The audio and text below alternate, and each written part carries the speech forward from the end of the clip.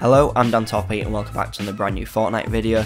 Today I want to talk about whether Fortnite has the potential to become a competitive game, whether it contains all the features it needs to be able to become a full competitive game like CSGO and PUBG is becoming, and whether it should even become a full competitive game. So Fortnite has a really high skill ceiling for weapons.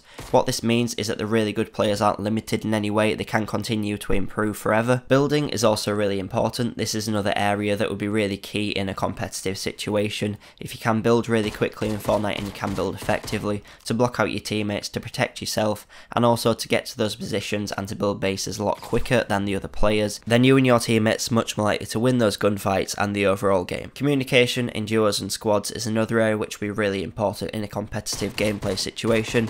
If you are able to communicate well with your teammate or your teammates if you are playing as a squad, then you'll be able to call out where the enemies are coming from, suggest tactics and strategies that will help you to win the game. Like I just mentioned, strategies would also be really important. If teams develop new strategies and tactics that will take the other team off guard, then it's going to be a lot more interesting for the audience to watch, and Fortnite does offer that. There's lots of different ways that teams can build upon the strategies. Things like building in the game, they can change the ways that they build, they can change the ways that they drop, the positions that they drop into the map, different things. Loads of different things that will keep it really interesting for the audience to keep on watching, because if each team's creating their own strategies all the time trying to up the other team, then although there will still be the meta plays like which weapons to use, it'll be a lot more interesting between the teams because each team will have their own signature plays they do, just like you see in games like Counter-Strike. So Fortnite has everything it needs to be able to become a full competitive game just like Counter-Strike and all the other big games that are ran by companies like ESL and E-League, but one thing that makes Fortnite different to other competitive games is its size. Fortnite, because it is 100 players, would be a lot more difficult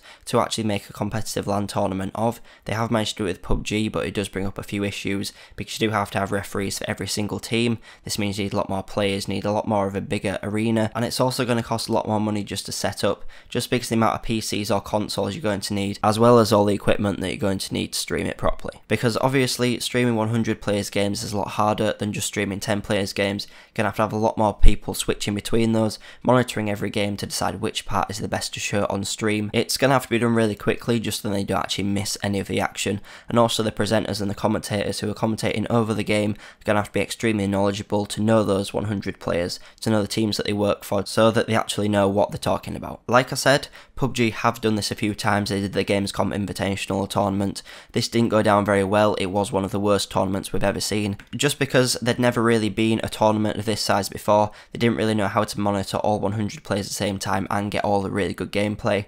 Obviously, the map on Fortnite is a little bit smaller, the engagements will happen a lot quicker, and the action will be a lot more consistent throughout the game, meaning they could easily fill the time a lot easier and wouldn't have a lot of empty gaps like you would in a PUBG game. But I think now that PUBG have laid the groundwork how a tournament like this would work out, all they need is a big organisation like ESL or E-League or any of the other big tournament providers like UMG just to pick it up and to do a big LAN tournament. We haven't currently seen any LANs that I know of. We have got a few small tournaments going on online on things like game battles, and UMG are doing a few duo tournaments just for small amounts of prize money, but what I'm talking about is a full big championship league where you're playing for big prize money like $1 million. But for all this to be worth it, we have to address whether it would actually even be worth making this into a competitive game. Is there really the interest out there? And just because of how big this game's got, a lot of teams and organisations have started to pick up the really good players really quickly. Teams like Luminosity and TSM are the ones which have picked up the really big players. Luminosity have picked up the biggest Fortnite player in the world, which is Ninja. I think that pretty much anyone who watches and is in the Fortnite scene, they will know who Ninja is. He's definitely the biggest creator out there at the moment, and his stream is absolutely blowing up, and he is also an amazing player. So if they do bring out competitive for this game in that sort of way, I do expect to see him doing that, just because he has formerly been a professional player in games like Halo. Another team which has picked up a big player is TSM. TSM have picked up Myth. He's another one of the best players in the world, and both these teams have picked up these big players because they are expecting these big tournaments to come out in the future, and they do want to be taking part in them before all the really good players go. One reason why people might think this game isn't going to do as well in competitive scenes as games like Counter-Strike have is just because of how casual it seems from the outside, but really once you've got into the game you realise that it is really skilled. So from the outside people are going to think that it is a casual game,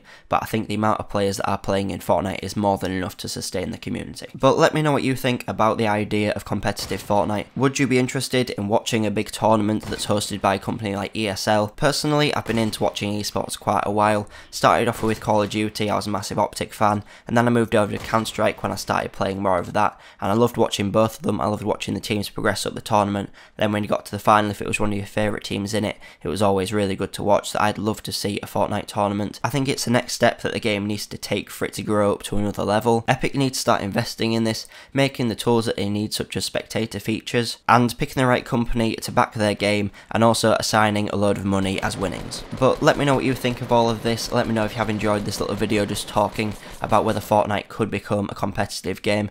If you'd like to see more videos like this in the future, make sure you let me know in the comments, leave it a like, and also subscribe if you're new here. If you want to see more Fortnite videos just like this one, or you're looking for any tutorials on how to complete the weekly challenges, make sure you're clicking on the end cards at the end of the video, which will take you through to the Fortnite playlist on my main channel. But thanks for watching, and I'll see you in the next video.